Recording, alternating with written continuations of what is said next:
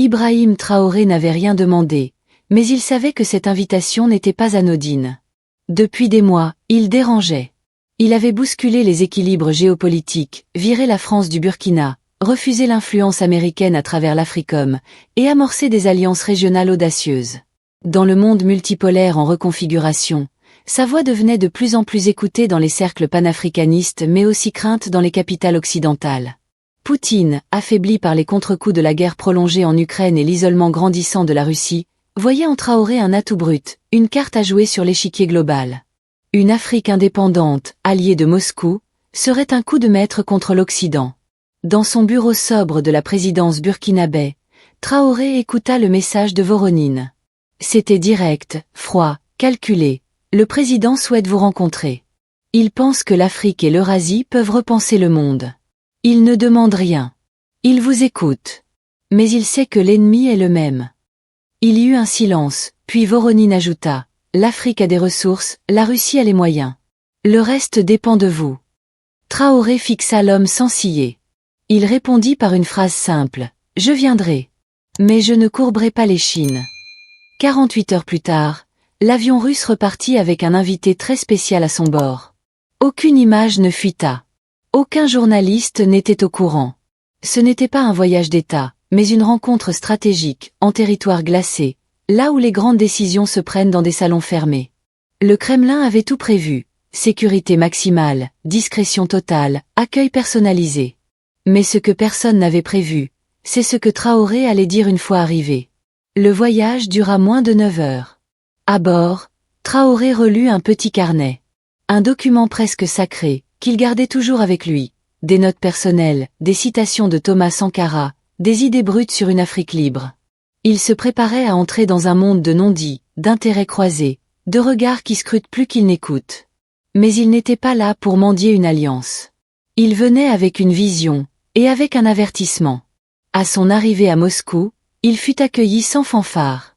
Des hommes en costume, raides, le saluèrent sans émotion. Mais au sommet des tours du Kremlin, Poutine l'attendait déjà. Les deux hommes se serrèrent la main dans une pièce austère, entourée de bustes soviétiques et d'icônes russes. Ils s'assirent. Le président russe prit la parole. « Je vous remercie d'être venu, capitaine. Le monde est en guerre. Pas une guerre de bombes, mais une guerre des âmes. Vous avez réveillé une flamme. Nous, Russes, savons ce que signifie résister à un empire. » Traoré ne répondit pas immédiatement. Il regarda Poutine droit dans les yeux et déclara, « Le Burkina Faso n'est pas une pièce sur votre échiquier. L'Afrique ne veut plus être un pion. Elle veut être un joueur, ou elle renversera la table. » Le silence s'abattit. Poutine ne s'attendait pas à une telle entrée. Les conseillers russes dans la pièce se regardèrent. Le ton était donné. Ce n'était pas un chef africain venu chercher des faveurs. C'était un homme d'État venu poser ses conditions. Traoré poursuivit. Il parla des ingérences passées, des traîtrises des grandes puissances, de la dette morale que l'Eurasie avait envers l'Afrique, de la manière dont les BRIC pouvaient devenir un moteur s'ils acceptaient de rompre avec les logiques impérialistes. Il exigea que les projets russo-africains ne soient pas des copies de ceux des anciens colonisateurs. Il insista pour que toute coopération se fasse sur la base de la souveraineté, de la transparence, et de la mutualisation des compétences. Poutine écoutait, silencieux. Puis il dit, « Vous êtes plus dangereux pour l'Occident que sans division. Vous êtes un homme avec une idée claire. Ils ne vous le pardonneront jamais. » Traoré répondit calmement, « Qu'ils ne me pardonnent pas. Moi, je ne pardonnerai pas ce qu'ils ont fait à nos pères. » La réunion dura 3 heures.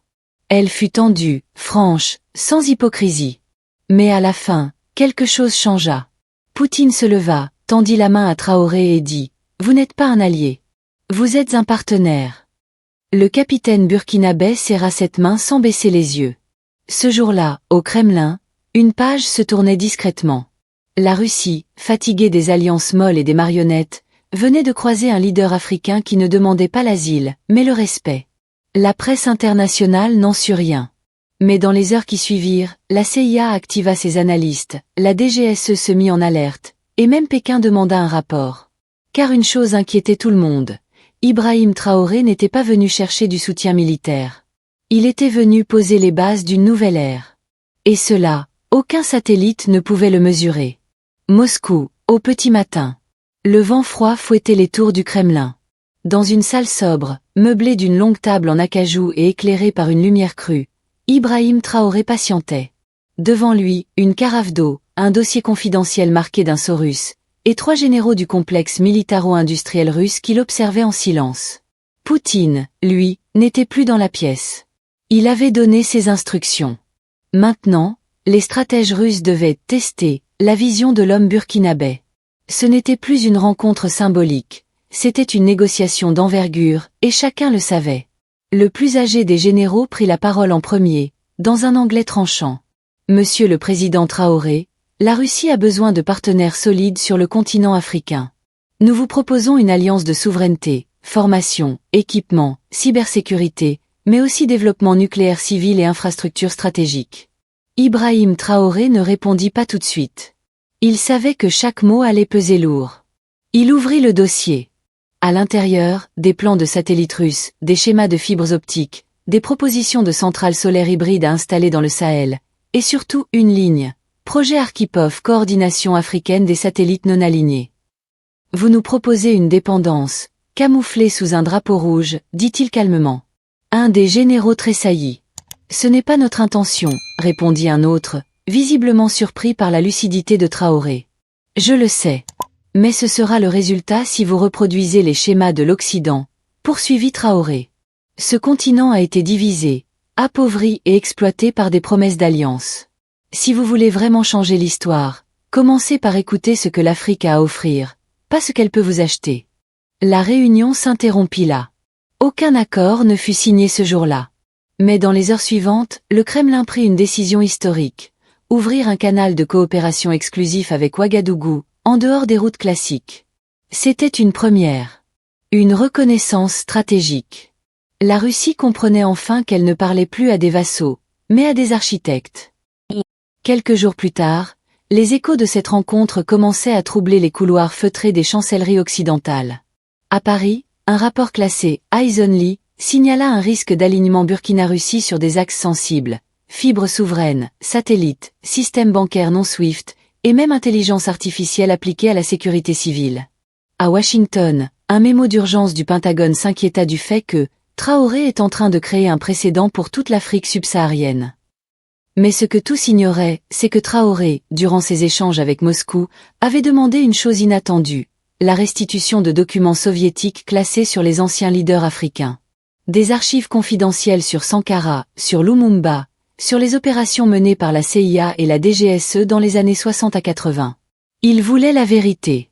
Et il voulait que Moscou la lui donne. Le Kremlin hésita. Puis accepta. Dans sa chambre d'hôtel, sous haute surveillance, Traoré passa la nuit à lire ses dossiers déclassifiés.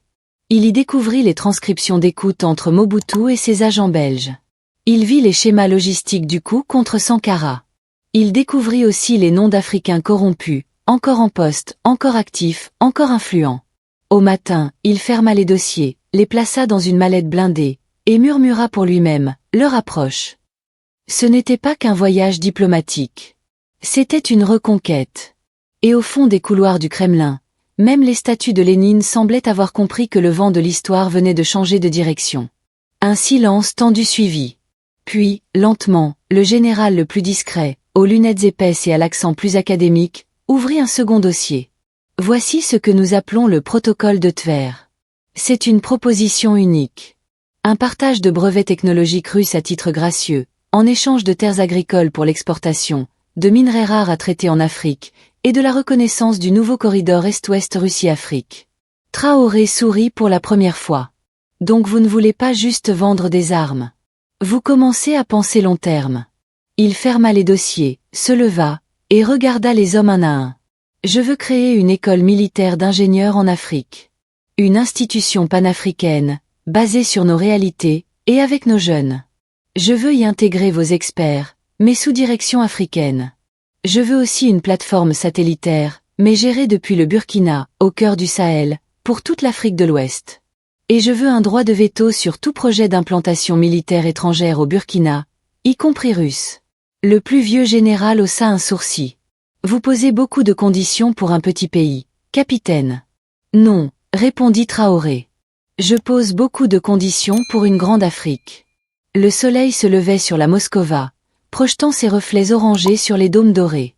Ce matin-là, le Kremlin ne ressemblait pas à la forteresse distante des grandes rencontres symboliques. Il était devenu, pour quelques heures, l'épicentre discret d'un bouleversement géopolitique mondial. Dans une salle annexe, plus intime que les salons d'apparat, Vladimir Poutine était assis seul, face à Ibrahim Traoré. Pas d'interprète. Pas de généraux. Pas de caméra.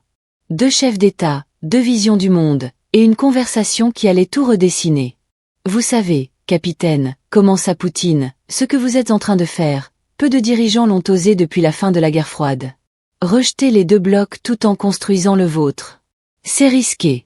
Traoré le fixa calmement. Ce n'est pas que je rejette les blocs. C'est que je refuse qu'on nous enferme dans l'un d'eux. Le monde change. L'Afrique aussi. Il nous faut notre propre espace. Une voie. Et elle ne passera ni par l'OTAN, ni par vos ambitions impériales. Le président russe hocha la tête, presque amusé. Et quelle forme prendrait cette voie africaine, que vous appelez de vos vœux? Traoré sortit alors de sa veste un petit carnet noir. Il l'ouvrit à une page annotée, griffonnée à l'encre bleue. Dessus, une carte, sans frontières, uniquement des lignes. Des routes, des câbles, des satellites, des corridors logistiques, des partenariats énergétiques entre pays africains. C'est ce que j'appelle le pacte des non-alignés 2.0. Pas un bloc militaire. Pas une idéologie. Une coopération fondée sur la dignité, la réciprocité et la souveraineté. Si vous voulez un partenariat, ce sera sur ces bases. Poutine resta silencieux. Il savait ce que cela signifiait. La Russie pouvait être un allié, mais pas un maître. Et ça, peu de dirigeants africains l'avaient osé jusque-là. Il se leva, fit quelques pas, puis se tourna vers Traoré. Vous avez quelque chose que la plupart des hommes que j'ai rencontrés ici n'ont pas. Une volonté d'État. Vous n'êtes pas venu chercher du soutien. Vous êtes venu offrir un avenir commun. C'est rare. Le même jour, une réunion secrète eut lieu dans les sous-sols d'un centre de commandement cybernétique à l'extérieur de Moscou. Elle réunissait des experts russes en cybersécurité, en technologie spatiale, et 2 techniciens burkinabais venus discrètement avec Traoré. Objectif: discuter de la mise en place d'une plateforme conjointe d'observation par satellite, permettant une surveillance du Sahel en temps réel. Non pas pour le compte de Moscou, mais pour l'Union des États sahéliens, UES, en construction. Le responsable russe, un ancien du FSB, observa les jeunes ingénieurs africains avec un mélange de méfiance et de respect. Si vous contrôlez le ciel, vous devenez une cible, dit-il. Si nous ne contrôlons pas notre ciel, nous restons des proies, répliqua un ingénieur burkinabé. La salle resta figée. Mais l'idée venait de s'ancrer. Un satellite africain, financé à moitié par les BRICS, avec un hub basé à Ouagadougou. Une hérésie pour les stratèges occidentaux. Une promesse pour l'Afrique nouvelle. Le lendemain, Ibrahim Traoré fit une déclaration publique à la Douma, une rareté pour un dirigeant africain. Son discours, retransmis en direct, fit l'effet d'une onde de choc. L'Afrique ne cherche plus des soutiens. Elle cherche des alliés qui respectent son projet. Nous ne voulons pas d'un monde multipolaire dominé par de nouvelles puissances, mais d'un monde équitable, où chaque continent est maître de son destin. Si la Russie comprend cela, alors nous marcherons ensemble. Sinon, nous marcherons seuls, mais nous marcherons quand même. Le Kremlin resta sans voix. Les journalistes d'État, formés à décoder les signaux politiques, comprirent immédiatement. Traoré venait de poser les fondations d'un axe stratégique, sans s'agenouiller devant Moscou. Mais ce que personne n'avait anticipé, c'est que Traoré ne repartit pas immédiatement pour le Burkina. Il s'éclipsa discrètement vers une base militaire à l'extérieur de Moscou, où l'attendait un laboratoire confidentiel. Là, l'attendait un petit disque dur contenant les dernières preuves visuelles du rôle de certaines puissances occidentales dans l'assassinat de leaders africains. Sankara, Boudiaf, Lumumba. En quittant les lieux, il déclara à voix basse à son aide de camp. Ce n'est pas pour le passé. C'est pour préparer les procès du futur. L'homme que le Kremlin croyait avoir surpris était en réalité en train d'écrire une page de l'histoire mondiale. Et la Russie, ce jour-là, comprit qu'en face d'elle, elle n'avait pas un simple capitaine. Elle avait un stratège. À Paris, Washington, Londres, l'onde de choc fut immédiate. Une réunion d'urgence fut convoquée à l'OTAN. Le nom de Traoré fut mentionné dans des rapports confidentiels comme un détonateur continental. Un agent de la CIA en poste au Sénégal résuma la situation dans un mémo interne. Il ne s'agit plus d'un militaire rebelle. Traoré devient une figure d'intégration politique et technologique. S'il réussit à structurer ses alliances autour de la souveraineté numérique, énergétique et militaire, alors l'Afrique aura trouvé son moteur. Le retour à Ouagadougou fut discret. Aucune fanfare. Pas d'interview. Pas de conférence de presse. Et pourtant, tout le monde avait vu. Les images de Traoré à Moscou avaient circulé dans toute l'Afrique. Ce n'était plus un voyage d'État. C'était un acte fondateur. Une déclaration de rupture. Une leçon donnée à l'Eurasie depuis le cœur du Sahel. Ce matin-là, dans son bureau sobre, Traoré relisait les notes prises durant son échange avec Poutine. À ses côtés, le colonel Bassionneau et la ministre de l'économie attendaient. Une carte du continent était affichée au mur, avec des épingles rouges sur Alger, Bamako, Pretoria, Addis Abeba, Moscou, Téhéran, Pékin et Caracas. La réaction de l'Occident ne se fera pas attendre, murmura Bassionneau. Il y aura des sanctions, des cyberattaques, des campagnes de désinformation. Peut-être pire. Nous n'avons jamais été aussi prêts à affronter l'orage, répondit Traoré. Il se leva, s'approcha de la fenêtre et observa le ciel nuageux de Ouaga. Sankara disait, l'esclave qui n'est pas capable d'assumer sa révolte ne mérite pas qu'on s'apitoie sur son sort. Nous avons choisi de nous tenir debout. Maintenant, il faut construire. Au même moment, dans plusieurs capitales africaines, des discussions secrètes furent entamées. Pretoria envoya un message diplomatique proposant une réunion des États souverainistes africains. L'Algérie, sans bruit, suggéra d'abriter un sommet. Le Mali, le Niger, la Guinée, la Centrafrique. Tout s'appelait Ouagadougou. Mais le choc le plus retentissant ne vint pas d'Afrique. Il vint d'Amérique latine. Le président du Venezuela, Nicolás Maduro, adressa une lettre publique à Traoré, saluant son courage et sa vision, et proposant une alliance sud-sud énergétique et technologique. Cuba emboîta le pas. Puis la Bolivie. Puis le Nicaragua.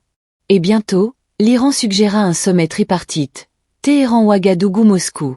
Les fondations d'un nouvel ordre mondial étaient posées. Dans les couloirs de l'Union africaine, cependant, la panique montait. Des diplomates francophones, liés aux anciennes structures france-africaines, craignaient une rupture totale. Un haut fonctionnaire déclara en privé. Si Traoré parvient à aligner les briques, l'Eurasie et les souverainistes africains autour d'un seul projet, alors l'architecture coloniale tombera définitivement. Mais à Ouagadougou, on ne parlait plus de rupture.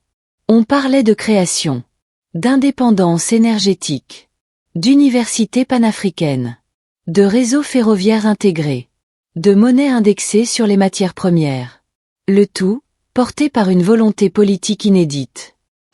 Puis arriva le jour où tout bascula définitivement. Un sommet inédit fut annoncé, le Forum des Nations indépendantes du Sud, FNIS. L'événement devait se tenir à Ouagadougou, dans une salle de conférence flambant neuve, érigée en 2 mois par une coopération russo-chinoise. Plus de 30 pays confirmèrent leur présence, y compris certains observateurs européens inquiets. Dans son discours d'ouverture, Traoré déclara « Ce siècle n'appartient plus à ceux qui commandent. Il appartient à ceux qui construisent. Nous ne voulons pas dominer le monde. Nous voulons participer à son équilibre. Pas avec des armes, mais avec notre voix. Et cette voix, c'est celle du continent africain. » Dans la salle, une ovation éclata. Mais plus important encore, dans les rues de Bobo-Dioulasso, de Dakar, de Harar, d'Asmara, des milliers de jeunes scandaient un mot nouveau. Souveraineté. De retour au Kremlin, Vladimir Poutine relisait le verbatim de ce discours. Il sourit. Il comprenait désormais pourquoi ce jeune capitaine était redouté à Paris, espionné à Washington, courtisé à Téhéran, respecté à Pretoria, et désormais écouté à Moscou. Traoré ne cherchait pas le pouvoir. Il cherchait l'équilibre. Et il avait compris que le vrai champ de bataille n'était plus militaire, mais mental. Il n'était pas venu chercher des armes. Il avait apporté des idées. Et dans ce nouveau monde qui se dessinait, celui qui contrôle les idées, contrôle le futur. Le Kremlin n'était plus figé. Il était en train d'écouter l'Afrique.